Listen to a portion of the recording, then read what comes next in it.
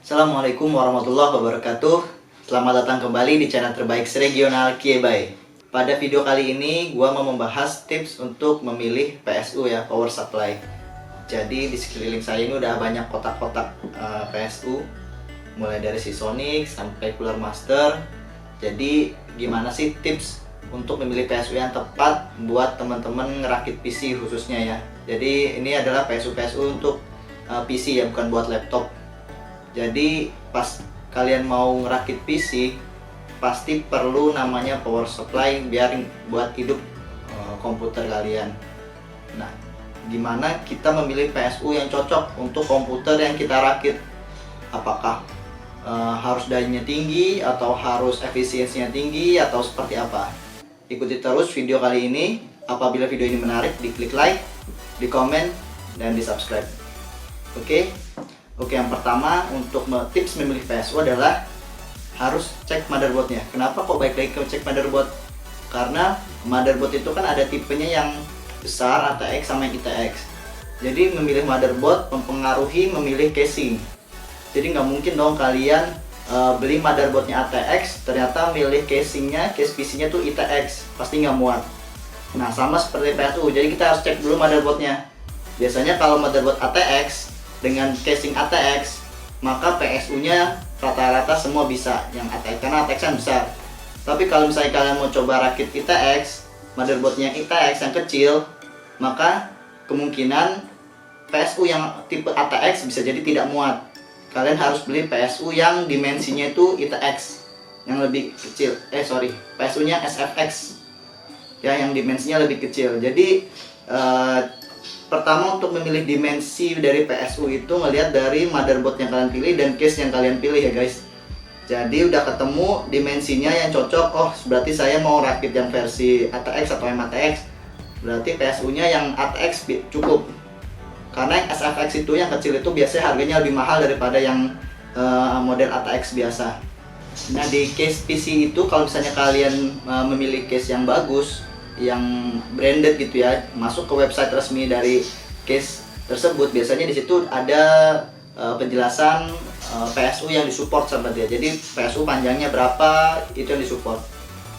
Nah untuk jenis PSU-nya sendiri itu ada macam-macam ya guys. Jadi ada PSU yang namanya modular, seperti Seasonic ini modular. Jadi modular ini lihat ini kotak aja sih, nggak ada kabelnya sama sekali.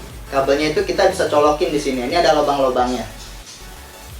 Ada lubang-lubangnya, nanti kabelnya kita bisa pakai kabel yang mau kita pakai aja. Jadi kita pilih misalnya yang pasti kan kabel power untuk ke motherboard ya, itu pasti. Nah kalau misalnya kita nggak mau pakai kabel VGA, kita nggak usah colok kabel VGA. Atau kipas-kipasnya kita nggak pakai kabel molek, atau kita nggak pakai SSD atau hard disk, kita pakai NVMe. Jadi kita nggak perlu kabel SATA-nya, kita nggak usah baru colokin. Jadi ini cocok banget kalau buat yang mau ngerakit ITX ya, atau yang case kecil yang nggak mau bikin kabelnya tuh ribet di dalam case-nya ya, karena kan case-nya ukurannya kecil. Nah untuk yang tipe kedua adalah semi modular. Jadi semi modular seperti SSP ini. Nah maksudnya semi modular adalah ini kabel yang pasti, yang sebenarnya kan kalau PSU itu udah pasti perlu kabel yang untuk ke motherboard. Nah ini semi modular ini hanya kabel yang ke motherboard aja yang tersambung di PSU-nya. Jadi kalau kabel seperti VGA, SATA atau kabel fan itu kita bisa colokin mau kita pakai atau enggak.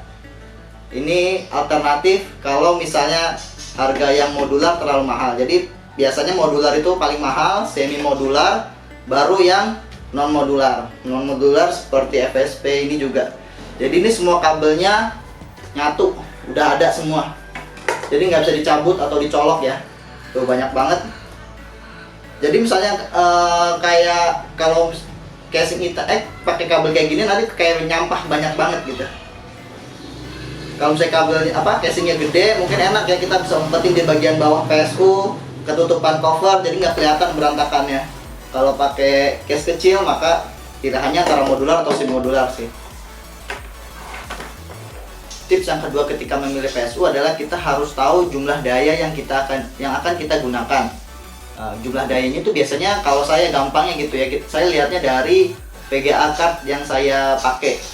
Biasanya kalau misalnya kita beli VGA card, graphic card, kita masuk aja ke websitenya. Biasanya di websitenya itu ada tulisan recommended PSU-nya berapa atau minimal PSU-nya berapa. Kalau bisa teman-teman jangan mentang-mentang ada minimalnya kalian pilih minimal ya. Kalau bisa dikasih spare 20% lah atau 15% dari total dayanya. Jadi misalnya kalau misalnya di Vega-nya tulisannya minimal 350 ya bikin 4,5 lah PSU yang kalian pakai. Nah itu kita udah dapat bentuknya, terus udah dapat daya yang kita pakai, terus kita harus cek juga efisiensinya. Jadi efisiensi dari PSU itu juga mempengaruhi harga juga ya guys. Jadi ada PSU yang efisiensinya itu standar seperti ini Cooler Master, ini standar white. Kemudian ada yang tipenya bronze seperti ini Seasonic Bronze, dan ada yang gold seperti ini Seasonic Gold. Jadi kalau standar itu efisiensinya berapa persen, bronze itu berapa persen, gold itu berapa persen, terus ada platinum juga yang 90% ke atas efisiensinya. Nah tips selanjutnya ialah setelah dapat tadi sudah dapat dayanya berapa, teman-teman langsung ke marketplace ya, ke marketplace cek harga aja PSU berapa ratus watt. Nah, nanti keluar semua tuh harga-harganya. Nah kalau misalnya udah keluar di marketplace itu, kita pilih yang mereknya jelas atau mereknya udah branded lah, seperti Seasonic, Cooler Master, Corsair, Enermax, FSP. Jangan pilih PSU yang mereknya abal-abal atau tulisannya 80 plus tapi nggak meyakinkan. Jadi kalau misalnya kalian mau yakin udah kelihatan harga di marketplace-nya berapa, simpan aja tuh linknya dulu, merek-mereknya apa aja simpan, langsung masuk ke websitenya mereka masing-masing ya, dicek dulu website resminya mereka masing-masing. Jadi kalau teman-teman pilih wah cakep nih Seasonic atau FSP, lihat dulu website resmi mereka, FSP-nya atau Seasonic-nya. Kita rekap untuk tips milih PSU tadi ya guys. Yang pertama, memilih bentuk PSU itu ditentukan dari kalian memilih motherboard dan casingnya. Kemudian milihnya juga mau antara modular, semi modular atau non modular. Itu tergantung dari budget kalian. Yang kedua ialah kita harus tahu daya yang akan kita gunakan. Apakah kita memakai 2 VGA, 1 VGA yang sahabat PLN?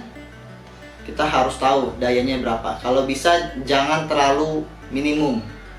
Gunakan yang recommended saja dari websitenya VGA-nya. Yang ketiga, kita cek harga di marketplace ya. Cek PSU-nya, kita pilih brand yang pasti-pasti aja, jangan yang abal-abal. Kecuali kalau misalnya hanya sekedar office, yang ringan-ringan mungkin ya oke nggak apa-apa. Tapi kalau untuk gaming yang berat, yang loadnya tinggi, atau desain grafis yang perlu render tinggi, maka wajib pakai PSU yang branded dan certified. Certifiednya minimal bronze. Itu tadi video tips memilih PSU. Apabila video ini bermanfaat, klik like, di komen, apabila ada pertanyaan, dan di subscribe. Terima kasih. Assalamualaikum warahmatullahi wabarakatuh.